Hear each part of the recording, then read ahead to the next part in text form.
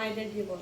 কথাটা হচ্ছে এতক্ষণ যখন বাইরে গেছো 1 ঘন্টার জন্য, আমার মনটা খালি এইরকম এরকম এরকম করতেছিল যে কখন ওই বাসায় আসবে। আর বাসায় আসলে এই অত্যাচার থাকা যায় না। মানে মায়েদের জীবনটা এরকম, যখন বাইরে যায় তখন এত খারাপ লাগে যে কতদিন ধরে দেখি নাই আমার মাটা কোথায় গেছে বাইরে। খালি সারাবার মানে 1 সেকেন্ডে কতবার যে ফোন দিছি যে আমার মেয়েটাকে নিয়ে আসো, কিন্তু যখন আসে দেখেন এই জিনিসপত্র দেখেন, এই ঘরগুলো মানে কিছু বলার নাই, কিছু করার নাই।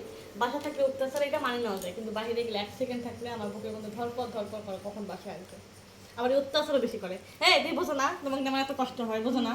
হ্যাঁ বাইরে গেলে কত কষ্ট হয়, বাইরে থেকে মনে পড়ে কখন তুমি আসবে কখন আসবে, আর বাসায় এসে এসে দুষ্টামি করো। এখনই ঘরটা আমি গুছাই নিলাম, গুছাই নেওয়ার কয় দে সব বই শীতে টিতে একটা মাখাইছে। তবু ভালো লাগে, বাসায় একটা বাচ্চা আছে অনেক বেশি ভালো লাগে। এটাই মনে হয় মায়েদের মন। বাহিরে দেখলে মনটা তছনছ তছনছ করে কখন আসবে, আর বাসায় থাকলে রাগও ওঠে আবার ভালো লাগে, কিছু বলার নেই।